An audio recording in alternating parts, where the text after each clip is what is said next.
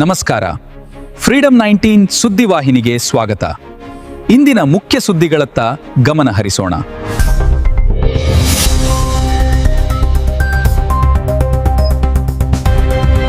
ನಮಸ್ಕಾರ, ನೀವು ನೋಡ್ತಾ ಇದ್ದೀರಾ ಫ್ರೀಡಂ 19 ನ್ಯೂಸ್ ಚಾನೆಲ್.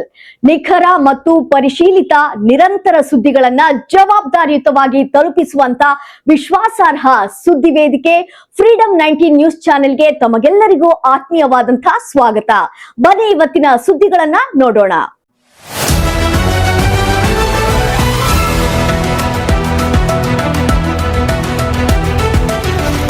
ಹಿಂದುಳಿದ ವರ್ಗಗಳ ಆಯೋಗದ ಮಧುಸೂದನ್ ವರದಿ ಜಾರಿಗೆ ಸಂಬಂಧಿಸಿ ಮುಖ್ಯಮಂತ್ರಿ ಡಿಕೆ ಶಿವಕುಮಾರ್ ತಮ್ಮ ನಿಲುವು ಸ್ಪಷ್ಟಪಡಿಸಬೇಕು ಎಂದು ಬಿಜೆಪಿ ಸಂಸದ ಕೋಟಾ ಶ್ರೀನಿವಾಸ್ ಪೂಜಾರಿ ಆಗ್ರಹಿಸಿದ್ದಾರೆ.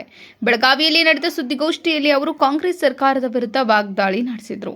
ಬೆಳಗಾವಿಯಲ್ಲಿ ಸುದ್ದಿಗೋಷ್ಠಿ ನಡೆಸಿದ ಬಿಜೆಪಿ ಸಂಸದ ಕೋಟಾ ಶ್ರೀನಿವಾಸ್ ಪೂಜಾರಿ, ಹಿಂದುಳಿದ ವರ್ಗಗಳ ಆಯೋಗದ ಮಧುಸೂದನ್ ವರದಿಯನ್ನು ಮುಖ್ಯಮಂತ್ರಿ ಡಿಕೆ ಶಿವಕುಮಾರ್ ವಿಧಾನಮಂಡಲ ಅಧಿವೇಶನದಲ್ಲಿ ಮಂಡಿಸಿ ಜಾರಿಗೆ ತರ್ತಾರೆಯೇ ಎಂಬುದನ್ನು ಸ್ಪಷ್ಟಪಡಿಸಬೇಕು ಎಂದು ಒತ್ತಾಯಿಸಿದರು. ಜಾತಿ ಜನಗಣತಿ ಹಾಗೂ ಹಿಂದುಳಿದ ಆಯೋಗದ ವರದಿ ವಿಚಾರದಲ್ಲಿ ಕಾಂಗ್ರೆಸ್ ಸರ್ಕಾರ ರಾಜಕೀಯ ಮಾಡುತ್ತಿದೆ ಎಂದು ಆರೋಪಿಸಿದರು.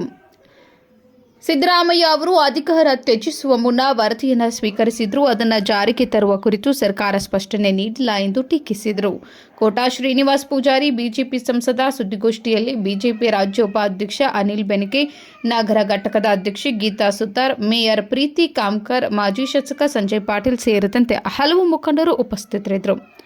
Gauss Sanadi, freedom 19 news, Belagavi. ನೀವು ಈಗಾಗಲೇ ಜಾತಿ ನೀತಿಗಳನ್ನ ರಾಜ್ಯ ಸರ್ಕಾರಗಳು ಅಂಗೀಕರಿಸಿದಾಗ ನೀವೇ ಅದರಲ್ಲಿ ಅಪಸ್ವರವನ್ನ ಬಿಜೆಪಿ ಮತ್ತು ವಿರೋಧ ಪಕ್ಷಗಳು ಅಪಸ್ವರ ಇಟ್ಟಿದ್ದೀವಿ.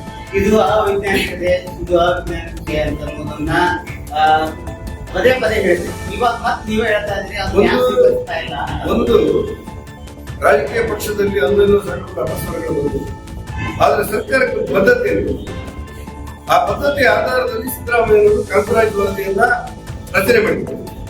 ಆ ಕಾಂತರಾಜ್ ವರದಿಯ ನಂತರ ಇವತ್ತು ಅವರೇ ಅದನ್ನು ಬದಿಗೊತ್ತಿ ಈ ಮಧುಸೂದನ್ ನಾಯಕ್ ವರದಿಯನ್ನು ಮಂಡನೆ ಮಾಡಿ ರಚನೆ ಮಾಡಿದ್ದಾರೆ, ಸ್ವೀಕಾರ ಮಾಡಿದ್ದಾರೆ. ಈ ಪದ್ಧತಿಗಳು ಇದೆ ಅಂತ ನೀವು ಹೇಳುವುದು, ಅದನ್ನು ಸ್ವೀಕಾರ ಮಾಡಿದ್ದೀರಿ, ಅನುಷ್ಠಾನ ಯಾವಾಗ ಮಾಡ್ತೀರಿ? ಒಬ್ಬ ಹಿಂದುಳಿದ ವರ್ಗದ ಸಂಸದನಾಗಿ ನನ್ನ ಪ್ರಶ್ನೆ, ಹಿಂದೆ ವಿಧಾನ ಪರಿಷತ್ ಶಾಸಕರಾಗಿ ಕೂಡ ಈ ಸಂದರ್ಭದಲ್ಲಿ ನಾನು ಅದನ್ನ ಕೇಳಿದ್ದೀನಿ. ಹಾಗಾಗಿ ಇಲ್ಲ ಯಾವುದೋ ಪಕ್ಷದಲ್ಲಿ ಅಪಸ್ವರಗಳಿರ್ಬೋದು, ಪ್ರಜಾಪ್ರಭುತ್ವ ವ್ಯವಸ್ಥೆಗಳಿರ್ಬೋದು, ಆದ್ರೆ ಸರ್ಕಾರದ ಪದ್ಧತಿಯನ್ನು ನಿಲುವೇನು, ನೀವು ಯಾಕೆ ಕಾಂತರಾಜ್ ವರದಿಯನ್ನು ಸ್ವೀಕಾರ ಮಾಡಿದ್ರಿ ಅಥವಾ ಅದನ್ನ ಬದಿಗೊತ್ತಿದ್ರಿ? ನೀವು ಮಧುಸೂದನ್ ನಾಯಕ್ ವರದಿಯನ್ನು ಯಾಕೆ ನೀವು ರಚನೆ ಮಾಡಿದ್ರಿ? 405 ಕೋಟಿ ರೂಪಾಯಿನ ಯಾಕೆ ಖರ್ಚು ಮಾಡಿದ್ರಿ? ಮತ್ತು ಇದನ್ನ ಏನ್ ಮಾಡ್ತೀರಿ ಅನ್ನೋ ನಮ್ಮ ನಿಲುವು ನಮ್ಗೆ ಗೊತ್ತಾಗಿದೆ. ಈಗ ಎಲ್ಲ ಸರ್ಕಾರಗಳು ವರದಿಗಳನ್ನು ಪಡ್ಕೊಳ್ತವೆ. ಯಾವುದೇ ಸರ್ಕಾರ ಯಾವುದೇ ವರದಿಯನ್ನ ಅನುಷ್ಠಾನ ಮಾಡ್ತಾರೆ. ಯಾವುದೇ ಸರ್ಕಾರ ಆಗಿಲ್ಲ, ಬಿಜೆಪಿ ಸರ್ಕಾರ ಆಗಿರ್ಬೇಕು, ಕಾಂಗ್ರೆಸ್ ಸರ್ಕಾರ ಆಗಿರ್ಬೇಕು, ಎಲ್ಲ ವಾಸ್ತವಿಕತೆಯನ್ನು ತಿಳ್ಕೊಳ್ಳಿಕ್ಕೆ ವರದಿಗಳನ್ನ ಪಡ್ಕೊಳ್ತಾರೆ. ಆ ವರದಿಯನ್ನ ಅನುಷ್ಠಾನ ಮಾಡ್ತೀವಿ. ಅಲ್ಲ, ವಾಸ್ತವಿಕ ಸ್ಥಿತಿಯನ್ನ ತಿಳಿದುಕೊಳ್ಳಲಿಕ್ಕೆ ವರದಿ ಮಾಡಿದ್ದೇನೆ ಅಂತೇಳಿ ಸಿದ್ದರಾಮಯ್ಯನವರು ಹೇಳಿದ್ದಿಲ್ಲ. ಸಿದ್ದರಾಮಯ್ಯನವರು ಹೇಳಿದ್ದು, ಹಿಂದುಳಿದ ವರ್ಗದ ಸಾಮಾಜಿಕ ಶೈಕ್ಷಣಿಕ ವರದಿಯನ್ನು ಪಡೆದುಕೊಡ್ತೇವೆ. ಆ ವರದಿಯನ್ನು ಪಡೆದ ನಂತರ ಆ ಹಿಂದುಳಿದ ವರ್ಗಕ್ಕೆ ನಾವು ಆರ್ಥಿಕ ಶಕ್ತಿಯನ್ನು ಕೊಡ್ತೇವೆ. ಅದಕ್ಕೋಸ್ಕರ ಈ ವರದಿಯನ್ನು 405 ಕೋಟಿ ರೂಪಾಯಿ ಖರ್ಚು ಮಾಡಿ ತಗೊಂಡಿದ್ದೇವೆ ಅಂತೇಳಿ ಸಿದ್ದರಾಮಯ್ಯನವರು ಹೇಳಿದ್ರು. 600 ಕೋಟಿ ರೂಪಾಯಿ ವೆಚ್ಚ. ಹಾಗಾಗಿ ಸಮೀಕ್ಷೆ ಮಾಡಲಿಕ್ಕೋಸ್ಕರ ಯಾವುದೇ ವರದಿ ಇಲ್ಲ. ಅನುಷ್ಠಾನ ಮಾಡುವುದು ಹಿಂದುಳಿದ ವರ್ಗದ ಪದ್ಧತಿ ಅಂತ ಹೇಳಿದ್ರು ಸಿದ್ದರಾಮಯ್ಯನವರು. ಆ ಕಾರಣಕ್ಕೆ ಅವರು ಕೊನೆಯ ದಿವಸಗಳಲ್ಲಿ ತಗೊಂಡಿದ್ದಾರೆ. ಈಗ ನೀವು ಅನುಷ್ಠಾನ ಮಾಡ್ತೀರಾ ಅನ್ನೋದು ನಮ್ಮ ಪ್ರಶ್ನೆ. ಅನುಷ್ಠಾನ ಮಾಡಬೇಕು ಅನ್ನೋದು ನಮ್ಮ ಒತ್ತಾಯ.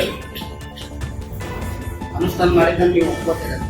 ಅನುಷ್ಠಾನ ಮಾಡಬೇಕಂತ ಆಗ್ರಹ ಮಾಡ್ತಾ ಇದ್ದಾರೆ. ಅಲ್ಲ, ನಾನು ಹೇಳಿದೆ, ರಾಜ್ಯ ಸರ್ಕಾರ ವರದಿ ಸ್ವೀಕಾರ ಮಾಡಿದೆ. ಆ ವರದಿಯಲ್ಲಿ ವೇದಿಕೆ ಅಂಶಗಳನ್ನು ಬಹಿರಂಗಪಡಿಸಿ ವಿಧಾನಮಂಡಲದಲ್ಲಿ ಅದನ್ನು ಚರ್ಚೆ ಮಾಡಿ ಹಿಂದುಳಿದ ವರ್ಗಕ್ಕೆ ಸಾಮಾಜಿಕ ನ್ಯಾಯಕ್ಕೆ ಅನುಗುಣವಾಗಿ ಅವರಿಗೆ ಬೇಕಾದಂತ ಆರ್ಥಿಕ ಶಕ್ತಿಯನ್ನು ಕೊಡಿ, ಅಭಿವೃದ್ಧಿ ಶಕ್ತಿಯನ್ನು ಕೊಡಿ ಅನ್ನೋದು ನಾನು ಒತ್ತಾಯ. ಒಪ್ಕೊಳ್ಬೇಕಾದದ್ದು ಅದಕ್ಕೋಸ್ಕರ ಮಾಡ್ತಾ ಇದ್ದಾರೆ. Okay sir, okay, thank you. ಇಲ್ಲಿ ಸಂಘ ಅಲ್ಲ, ಇಲ್ಲಿ ಕೇಳಿ, ಸಂಘ, ಸಂಘಟನೆ, ವ್ಯಕ್ತಿ ಅಂತೇಳಿ ನಾವು ಹೇಳಿದ್ವಿ. ಯಾರು ಅಪರಾಧಿಗಳು ಅವ್ರ ಮೇಲೆ ಶಿಕ್ಷೆ. ಈಗ ನೀವು ನಾನು ಹೇಳಿದ್ದಲ್ಲ, ಗಾಳಿ ಆಂಜನೇಯದಿಂದ ಪ್ರಾರಂಭವಾಗಿ ಅಯೋಧ್ಯೆವರೆಗೂ ಕಾಣಿಕೆ ಕಳುವರು ಇದ್ದಾರೆ ಅಂತ ನಾನು ಹೇಳಿದ್ದು, ಅವ್ರ ಮೇಲೆ ಶಿಕ್ಷೆ ಕೊಡ್ತೇವೆ. ನೀವು ನಿರ್ದಿಷ್ಟವಾಗಿ ಇಂಥದ್ದೇ ಹೇಳಿ ಅಂತ ಹೇಳಲಿಕ್ಕೆ ಆಗೋದಿಲ್ಲ. ಯಾಕಂದ್ರೆ ಚಳವಳಿ ತನಿಖೆ ನಡೀತಾ ಇದೆ, SIT ರಚನೆ ಮಾಡಿದ್ದಾರೆ. ಯಾರನ್ನೂ ಕೂಡ ರಿಯಾಯಿತಿ ವಿನಾಯಿತಿ ಕೊಡುವುದಿಲ್ಲ ಅಂತೇಳಿ ಮುಖ್ಯಮಂತ್ರಿ ಯೋಗಿ ಹೇಳಿದ್ದಾರೆ. ಯೋಗಿ ಮೇಲೆ ಎಲ್ಲರಿಗೂ ವಿಶ್ವಾಸ ಇದೆ. ರಾಮ ಭಕ್ತರನ್ನು ಅವರ ಹೇಳಿಕೆ ಬಗ್ಗೆ ಸಂತುಷ್ಟ ಅವ್ರ ಮನೆ ಮೇಲೆ ಬುಲ್ಡೋಸರ್ ಹೋಗುತ್ತಾ ಆರೋಪಿ ಮನೆಗಳ ಮೇಲೆ ಯಾರು ತಪ್ಪು ಮಾಡ್ತಾರೆ ಅವ್ರಿಗೆ ಏನ್ ಶಿಕ್ಷೆ ಕೊಡಬೇಕು ಅದನ್ನ ಯೋಗಿ ಮಾಡ್ತಾರೆ ಅಂತ ವಿಶ್ವಾಸ ಇದೆ. ಸರ್, ಇವಾಗ ಕರ್ನಾಟಕ ಸರ್ಕಾರ RSS ಅವರು ಮುದ್ರಿ ಪತ್ರ ಮೂಡಿ ಅಂತ ಪತ್ರ ಬರೆದಿತ್ತು. ಇದ್ರ ಬಗ್ಗೆ ತಾವು ಏನ್ ಹೇಳ್ತಾರೆ ಸರ್? ಈಗ ರಾಷ್ಟ್ರೀಯ ಸ್ವಯಂ ಸೇವಕ ಸಂಘದ ಯಾವುದೇ ಚಟುವಟಿಕೆ ಬಗ್ಗೆ ಸಂಘ ಹಾಗಾಗಿ ರಾಜಕಾರಣಿಯಾಗಿ ಭಾರತೀಯ ಜನತಾ ಪಕ್ಷದ ಕಾರ್ಯಕರ್ತನಾಗಿ ನಾನು ಅದ್ರ ಬಗ್ಗೆ ಹೇಳಿಕೆ ಕೊಡಬೇಕು ಅಂತ ಸಿಗ್ತದೆ. ಆದರೆ ನೀವು ಕೇಳ್ತಾ ಇರೋದು ಈಗ RSS ಬಗ್ಗೆ ಕೆಲವರು ಹೇಳ್ತಾ ಇದ್ದಾರೆ. ಈ ಸ್ವಾಭಾವಿಕವಾಗಿ ಮೊನ್ನೆವರೆಗೂ ಕಾಂಗ್ರೆಸ್ ಅವರು ಟಿಪ್ಪು ಜಯಂತಿ ಅಂತ ಇದೆ. ಇವತ್ತು RSS ಅಂತ ಇದೆ. ಮೊನ್ನೆವರೆಗೂ ವಿಧಾನಸೌಧದೊಳಗೆ ಪಾಕಿಸ್ತಾನಕ್ಕೆ ಜೈ ಅನ್ನೋರ ಬಗ್ಗೆ ಧೋರಣೆಯನ್ನು ಹೊಂದಿದೆ. ಇವತ್ತು ಭಾರತ್ ಮಾತಾಗೆ ಜೈ ಅನ್ನೋರ ಬಗ್ಗೆ ಪ್ರಶ್ನೆ ಮಾಡ್ತಾ ಇದ್ದಾರೆ. ಒಟ್ಟಾರೆ ಕಾಂಗ್ರೆಸ್ನಲ್ಲಿ ತುಂಬಾ ಬದಲಾವಣೆಗಳಾಗ್ತಾ ಇದೆ. ರಾಷ್ಟ್ರಭಕ್ತಿಯನ್ನು ಹೊಂದಿರುವಂತಹ ಭಾರತ್ ಮಾತಾಗೆ ಜೈ ಅನ್ನೋರ ಬಗ್ಗೆ ಗಮನ ಕೊಡ್ತಾ ಇದ್ದಾರೆ ಅನ್ನೋದು ಖುಷಿಯಲ್ಲಾಗಿದ್ದೇವೆ. ನೋಡೋಣ ಏನಾಗುತ್ತೆ. ಒಟ್ಟಾರೆ ವಿಧಾನಸೌಧದಲ್ಲಿ ಪಾಕಿಸ್ತಾನಕ್ಕೆ ಜೈ ಅನ್ನುವ ಇಡೀ ಭಾರತಕ್ಕೆ ಜೈ ಅನ್ನುವ ಸಂಘರ್ಷ ಆಗುತ್ತೆ.